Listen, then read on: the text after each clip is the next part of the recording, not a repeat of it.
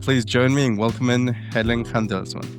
And I think in a parallel world, I could have had a life in a company, but I would be less happy.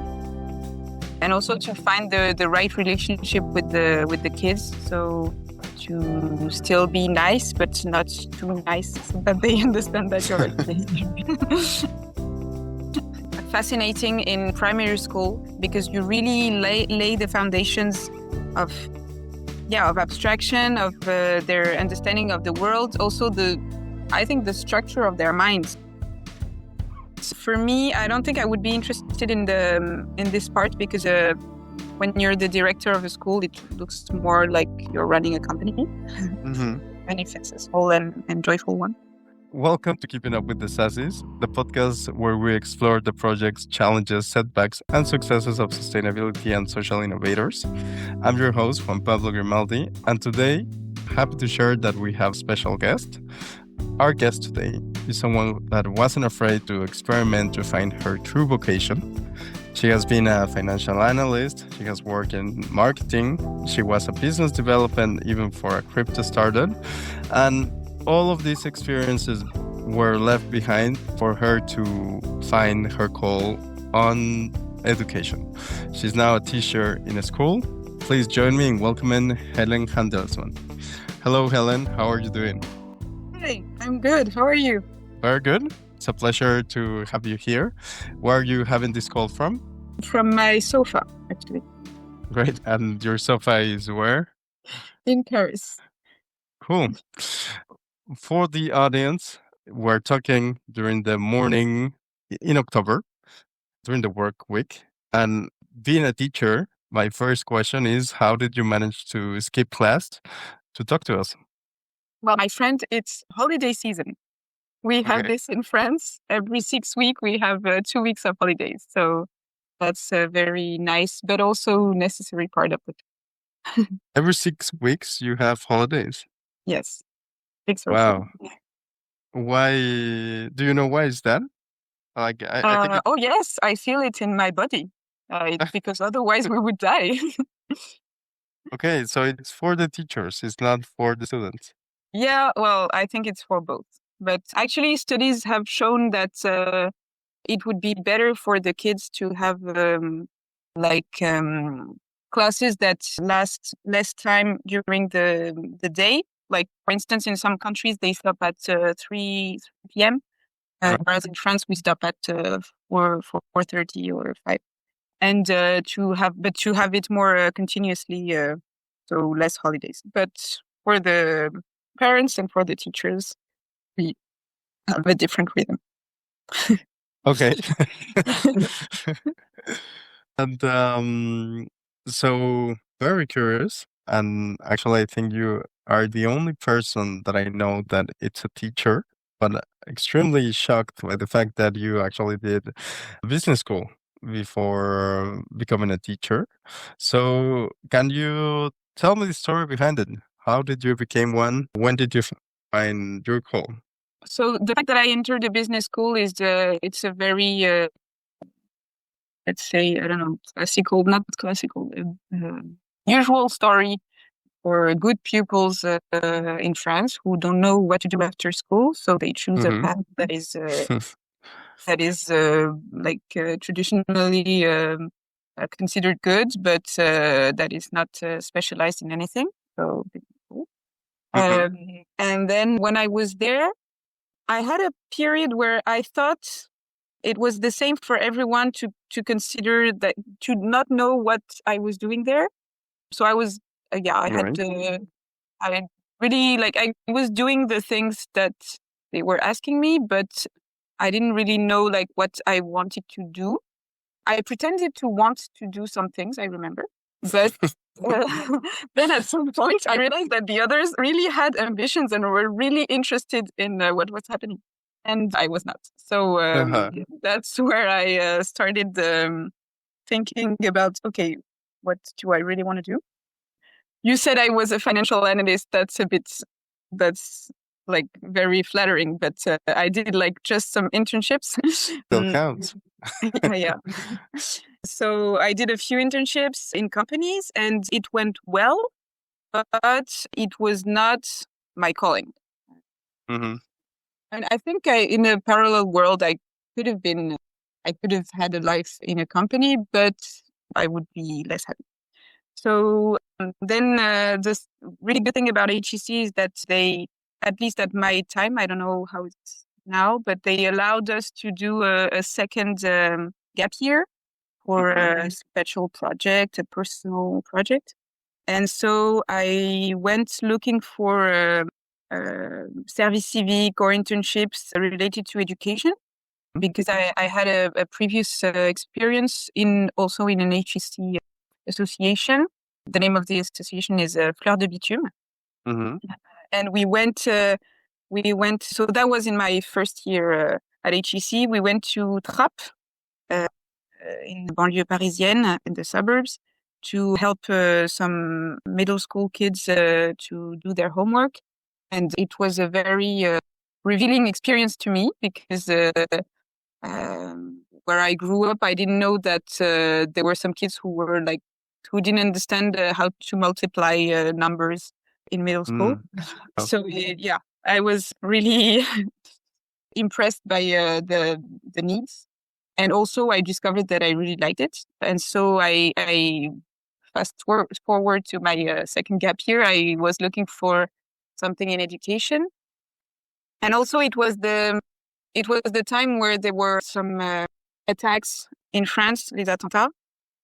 And it was really like I felt that I wanted to do something for the country and like for to help some people not wanting to revolt against the system, but just to like have the keys to just make their way into the system. And so so all this amounted to me wanting to work in a school and especially a primary school, because I thought like working with middle school kids, I thought that primary school was really where we lay the foundations. And if that break is not there, it's very difficult to like get back on track afterwards. Yeah. So, but I looked around in public schools because that's the only thing I knew. And I didn't really find internships or experiences that were interesting for me because it's very regulated and well, they don't let young people, young and inexperienced people around kids so much. It was only like periscolaire, like activities, but it was not really in the school. What type of profiles they were hiring? Like, how do you get your first experience? Normally, if you want to be a teacher, you just go through the competitive exam, le concours. Oh, okay, I see. Yes. Yeah. So you couldn't find something that attracted you in public schools, and you decided to look elsewhere? Yes, I had like someone from HEC who was like one year before me, who told me that he was doing an internship in service civic in Espérance banlieue, and he was very happy. And so I went there. At first, I thought it was a bit weird because they were like singing the French anthem and like showing the flags every week. But I was also like I really loved the atmosphere. It was very joyful. It was, but also very demanding on the kids but always with bienveillance, with a good spirit. Yeah, with a good spirit. And so I loved it. And then I asked to join them in a service. And then after that year, that really confirmed that I loved this environment. And also I got training there. I went back to SASI for 1 year. I went back to HEC to do my SASI year. Yeah. To like have my diploma, but also it allowed me to have like a bigger perspective on the world of education. Also, I could do like master thesis, research thesis about education, and that was really, really helpful. So thank you, HEC. And then after that, I went back. Like they hired me to become a teacher. They trained me. So what I got there was like 1 month of training, and then after that, I had a tutor who followed me, who trained me like on the job. I think it sounds that it wasn't that easy to find what you wanted to do and actually do it. And maybe can you highlight what is service civique and also like what type of things you were doing? Because you're mentioning that you didn't go to the public system because you were only doing side things on the side. You couldn't teach, but the service civique might allow you to do more things. Yeah. So service civique is something that I think was implemented when France stopped the military service. Mm-hmm. So it's something optional that you can do a period of time between 18 and 25 years old, where you go to an association or an NGO or something like that to help around. And you have like a compensation by the state, like a few €100 per month. And so when I was in service civique at my school, I really did a lot of things. So I was during recess, I was helping the kids, watching them and also playing with them. I also did some tutoring for kids who had like trouble understanding some stuff. I was helping them in the class or sometimes like just outside the class to re-explain something. We also have I was also helping with reading. Like a lot of kids have trouble reading out loud, so I was reading with them. And so I did not become a teacher like that without training, but I had like smaller things that I did, arts class. I also did some poetry with the little Sippy, 6 years old. That was very cute. I was teaching them Les Fables de La Fontaine, so it was very cute. And so mainly art classes, but with the teachers. There was the teachers was always there, but I became the teacher at that point, and the teacher was like in the background helping.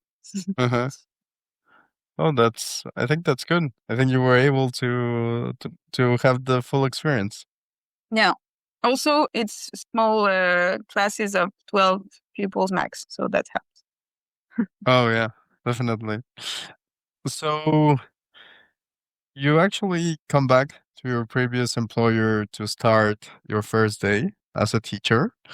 The first day of school, first day of university, it's always something big in society. How does it feel to experience a first day as a professor? It was extremely scary. It's like, I think especially at the beginning, it's like stage performance.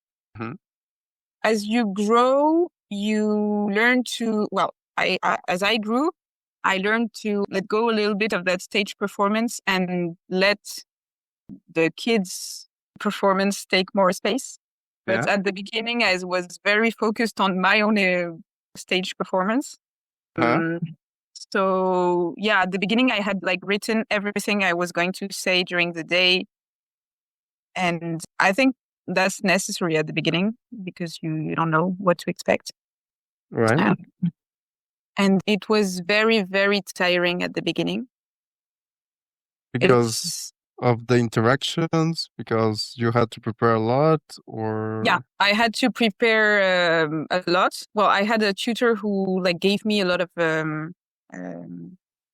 classes that she had written, so that was very helpful. But I still had to prepare to like read a lot of things to understand like how I was going to do things.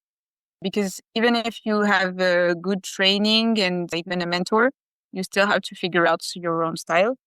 So that was very consuming. Also, the pressure. I mean, the pressure of the interactions, not to mess anything up. To assert your authority at the beginning is very, very scary, and also to find the right relationship with the kids. So to still be nice, but not too nice, so that they understand that you're actually. So yeah, it was very, very tiring and stressful, but also very, I don't know, exhilarating. Yeah, I can imagine. Could you remind us, you have been a professor for 5 years now? How has your role evolved from day one till today? Are you performing, or have you decided to stop? We're always performing. We are actors. We're comedians. And it is I'd say it's very different. Like I said, I think I've learned to give more space to the kids, what they have to say, and maybe the unexpected things that they can say or do that can lead the class in a different direction. Also, I'm much more confident in my authority. And also, I have learned not to reinvent everything.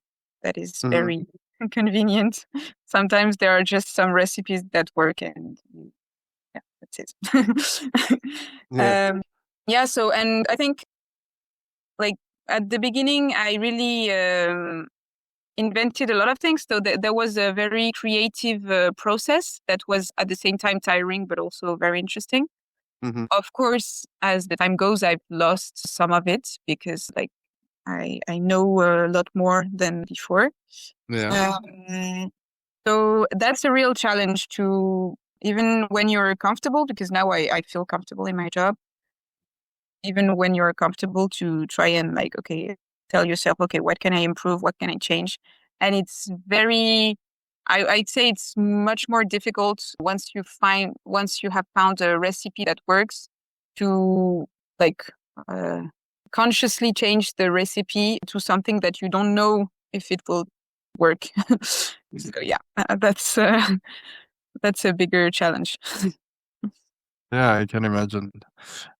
Could you tell us of how teaching looks like? I mean, do you teach the same subject? Do you teach all the subjects? Do you have the same kids, or are you rotating with different kids?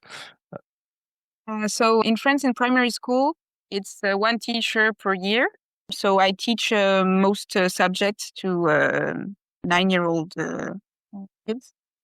So it's French, math, history, geography, singing. Yeah. And for we have other teachers for some subjects. We have a science teacher, arts, sports, and English. But the rest, it's. And so, sorry, what was your question? It was if you teach the same kids all the Yeah. time. Yeah. I teach the same kids all the time. Sometimes we do I don't know. I went to the preschool kids, maternelle. Is that how we say it? Yeah. Like one day I went to teach a song to the preschool kids. I also take the 2 other classes for singing because because I can sing and the others are not comfortable singing. So the other 2 kids. So yeah, so some stuff like that from time to time, but mostly I'm with my class. And I actually hated when growing up, people would always ask me what's my favorite subject. But I guess when you're a teacher, do you actually have a favorite subject to teach on? Or do you just, everything looks the same from your side because you're focused on the pedagogical life? Well done. Yeah, I definitely have a favorite subject. When I was a kid, all my life, I really loved studying French and French literature. And I was I was good at math because I was a good student and I learned what they taught me. But I was never really, really good at math. But now my favorite subject to teach is math because it's really, well, also it's it's really interesting to build their understanding of math, of quantities, of and also it's their way to abstraction. And I think like it's really fascinating in primary school because you really lay the foundations of abstraction, of their understanding of the world, also I think the structure of their minds, because math is Sure. also a tool for structuring the mind. And in CM1, so in the class that I'm teaching, 9-year-old kids, I think it would be fourth grade in the American system. So in fourth grade, you start to learn fractions and decimal numbers. So numbers with a point or a comma. And that's really fascinating to teach, and also to see the kids starting to understand that, because it's a very fundamental thing. And I would say it's the first really hard thing in math that you learn.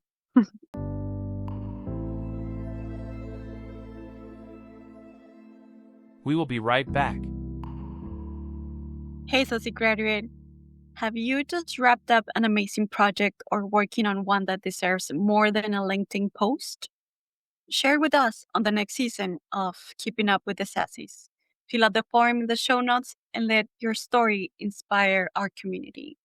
Hey SASI grads, it's your SASI Alumni Hub, and we are bringing together every single cohort from the very beginning right up to the latest, connecting alumni and current students.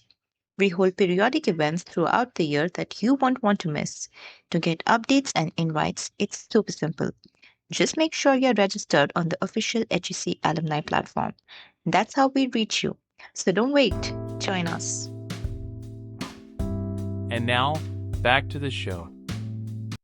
I guess you're not teaching at a very high math, but I think you must have become kind of sort of an expert on the topics that you are teaching because you are transmitting this information. But I have always been hard to understand why I can remember like very good subjects and some information that I learned like many years ago, and they were from a good teacher, but from another one that the information might have been as also knowledge that it's useful and maybe interesting, but somehow I don't manage to remember it.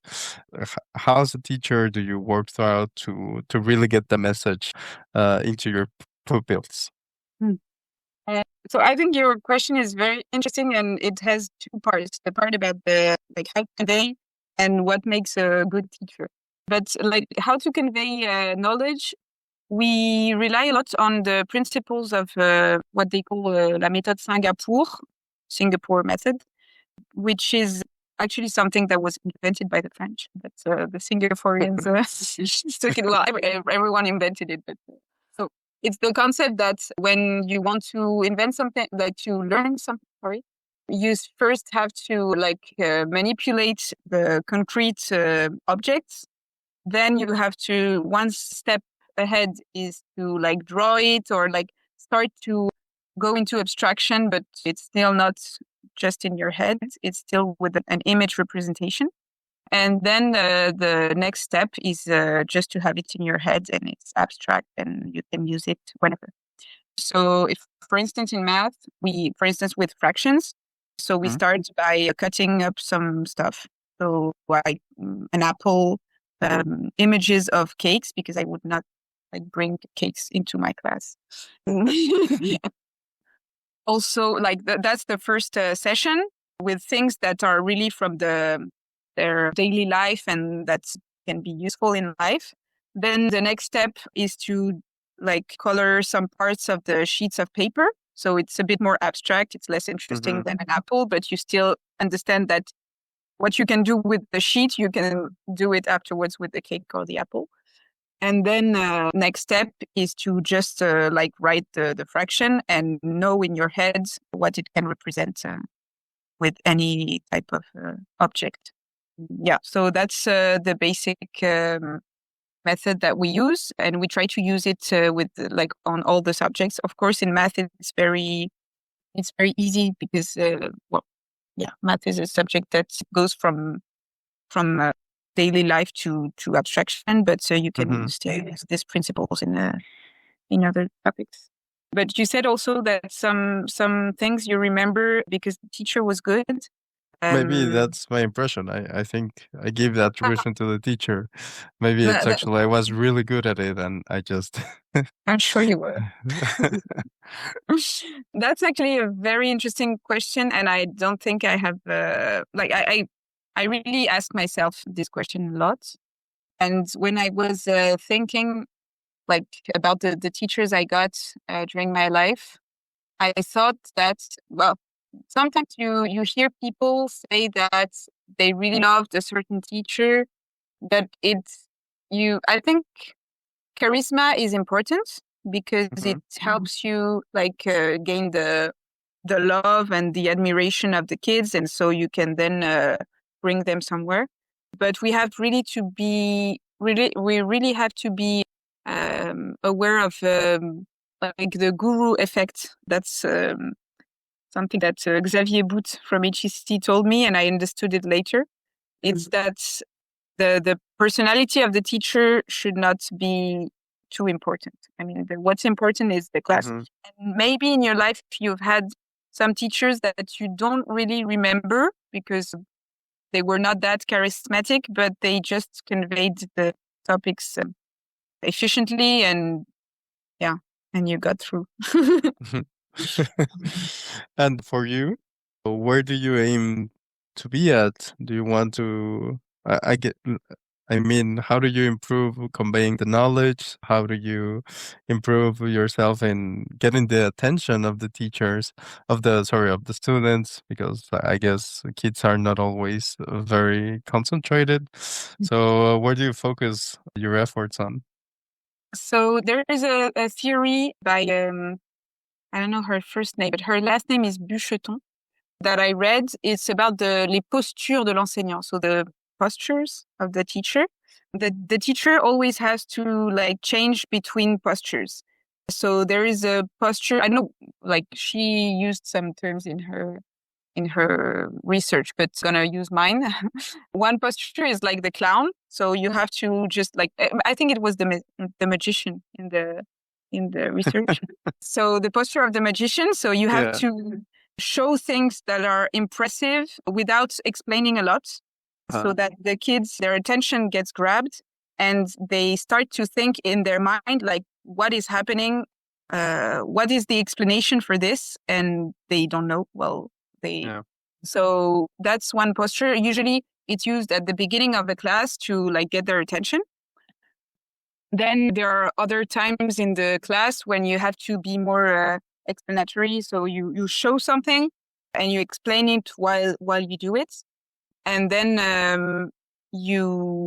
there is another time in the class where they do the kids, you put them to do a task and you guide them very, very closely so that they don't make mistakes and they understand the process, and then you let go. So that's the last part of the class. You just let them, of course, you let go the ones that have understood, because if you let go the ones who don't understand, well, it can be a strategy for a few minutes to make them realize they don't understand, but then you have to go back to them and explain. But it's very ideally, we should be able to let go and let all the kids do the tasks on their own to see if they have really understood and they can do by themselves.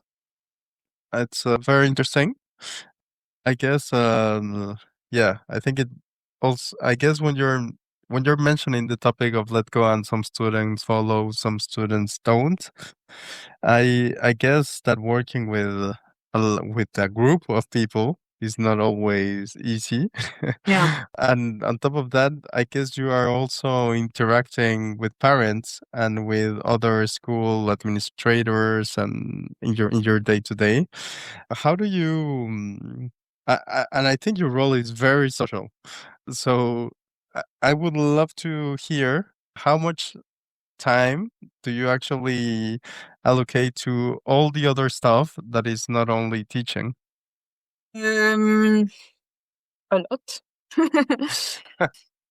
So in that time, you have preparing the classes, you have grading or marking or correcting papers, you have interaction with the parents, You have preparing other projects, like when you go out to a museum or something like that.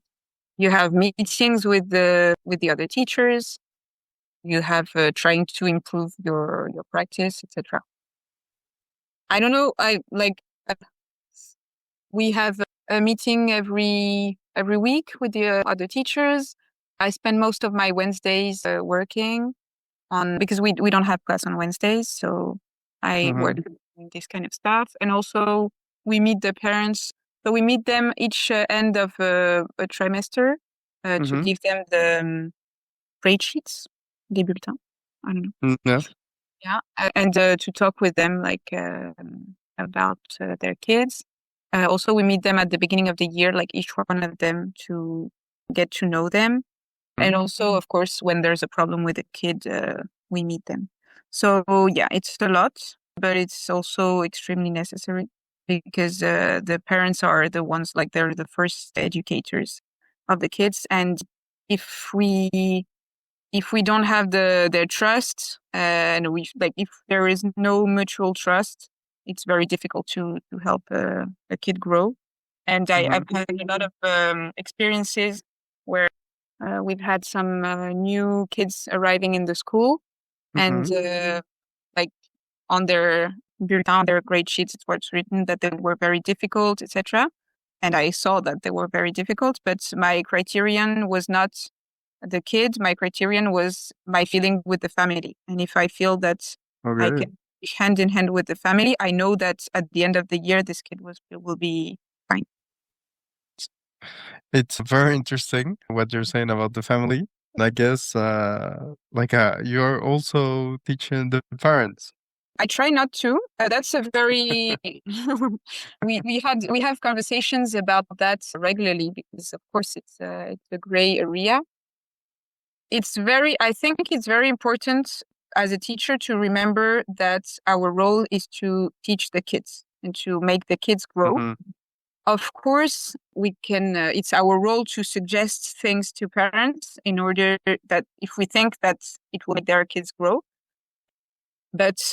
And there are some initiatives in some schools, including ours, that are not classes, but presentations to the parents about some topics that screen time, food, sleep, things like that are like topics for the house, the home, but that influence kids' work at school. And we've had some bad experiences, for instance, when we tried to make it too top bottom. We made a presentation. It was not done by us, but by someone we hired, that they presented something to the parents, like this is wrong, this is good, and please do this. And at some point, the parents lost interest, and it was not very useful. So now we have changed the format to something more interactive, and the parents can share their good practices, like what they struggle with, and that is more. I think it works better because, well, they are adults, and so everyone has their way of doing things, and they are the one in charge. So yeah, that's. But it's always it can be frustrating if you if I think that something would be good for the kid, and I know they're doing differently, but I have to be humble and understand that I don't know everything. Yeah, it makes sense. I think, you touch upon many, many things, but one aspect I think you now have insights on, because you have been doing this for 5 years, is how impactful your work is. Can you share some of your experiences on actually helping a kid grow, helping it become the person that they are going to be with the tools that you were able to give them? So for now, I can only our school is not old enough for us to have children. Most of them are still in the school system. Okay. But one of them came back, like he's in the last year. He's like he will be having his A levels at the end of the year. So, and when I knew him, he was 10 years old. So he came back. He's like two heads taller than me. I don't know if that works in English. Yeah. That was very impressive. And he came back to like talk to me and share his good memories of the school. And he's now like he's studying business and he wants to like have his own transportation company. So that was I thought it was very, I don't know, emotional. It made me very emotional to see this little guy who was 10 years old like saying all the dreams he had. So yeah, it was a nice Cool. moment. But I guess we'll have to wait a few years to really know what they're doing. But at the scale of just 1 year, I had, for instance, one kid who, like, when he arrived, he had been harassed in his school. He was, I don't know, kind of rigid in his mind, like, and he was not, like, he could not accept like things that were different from his idea. And when he was frustrated, he would like shout and get under the table and like behave really like a baby. And so at the beginning it was very difficult because, well, when you have one kid doing that in the class, it's very difficult to go on with the Yeah.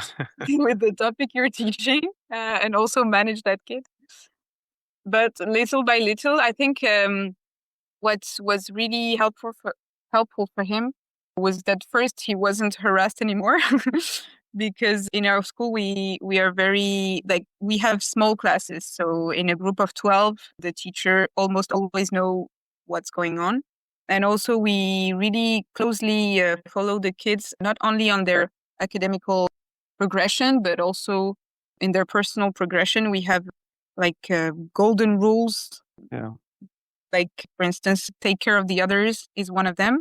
And the kids have like a little book, a little notebook in which they have challenges to grow in this matter. So they are encouraged to take care of the others and like more and more to do something good for everyone every day or something like that. And so, and really at that age, they are very willing to get into that progression if we just get them on the path. And so, yeah, he arrived in an environment where people were nice to him, and also the rules were very clear. And so little by little, he adjusted, and his trauma, let's say, of being harassed and not understanding his surroundings faded away. And yeah, at the end of the year, he was very happy, and everything was going well. That sounds great. Like, really. Like, I'm sure you must have felt proud about it. Very proud. Yeah. Very happy for him. And I guess, like, from what you're sharing with me, it feels that you really enjoy what you do. I guess I would love to hear and understand, what do you, I think you want to keep going on education, but like, what you also mentioned that you feel comfortable with your job, like the scary part of the first day is done. But where do you want to take your next challenge? I think it sounds that you are enjoying it, but I'm sure your ambition is it feels that your ambition is not yet fulfilled. That's the curse of being comfortable somewhere, is that you don't want to evolve. Yeah. So at first, when I started, I thought I'm going to do a few years in Espérance Banlieue, and then I'm going to try another type of system of education. I'm going to do a few things. I want to try Montessori. I want to try École Freinet. I want to try just the normal public system. Yeah. But now it's been 5-6 years, and I feel very comfortable where I am. Even though it's very tiring and challenging, I don't know anywhere where I would be that happy, somewhere that would align that much with my values, and also like have the means to really make a difference. So for now, I think I'm going to stay in Espérance Banlieue, but I really want to like try all the levels. So now I'm in 4th grade. I want to try like 5th grade, 1st grade, etc. And later on, so when you're a teacher, there are several options to evolve. You can become a director of a school or go into the like administrative part. If you're in the public system, you can also become an inspecteur, someone who like watches over all the schools. And also, but for me, I don't think I would be interested in this part because when you're the director of a school, it looks more like you're running a company, and if it's a small and joyful one. I really want to stay in teaching, but maybe like not maybe. What I would like to do is get into research at some point, like participate in a research where I would like test some things on my kids. The on creative side. Yeah, and see if it works. So yeah, that would be interesting for me. I don't know to what extent I can do that by staying in Espérance Banlieue because most of the research, of course, is done in the public system. So yeah, I still have to figure that out. Well, I'm sure you'll manage to. And I guess I just have to thank you for taking the time to talk to us. And I would love to hear if you can share with us your contact information, so people who might be interested in doing a service civique, or maybe who have been thinking of going to the education industry, or even parents who need to get ready for what's coming. Where can they find you? Where can they hear from you? So you can find me on LinkedIn. You can type my name, Hélène Handelsman, and I would be happy to talk to you. You can also, if you're interested in Espérance Banlieue, you can you can Google it and you'll find the website. And if you're interested in joining us for a service civique or even becoming a teacher, please reach out because we really need help. All the help. All the help that we can get is nice. Yeah, there is always, and if you don't know what you want to do for 1 year, but you want to be around kids and in a joyful environment and make a difference for them, welcome. Well, for sure. Thank you again. Really appreciate the time you took, and hope to hear you next time and sharing with us all the progress on your research that you have done. Thank you. Thank you, Juan Pablo. Well, See you soon. See you. Bye.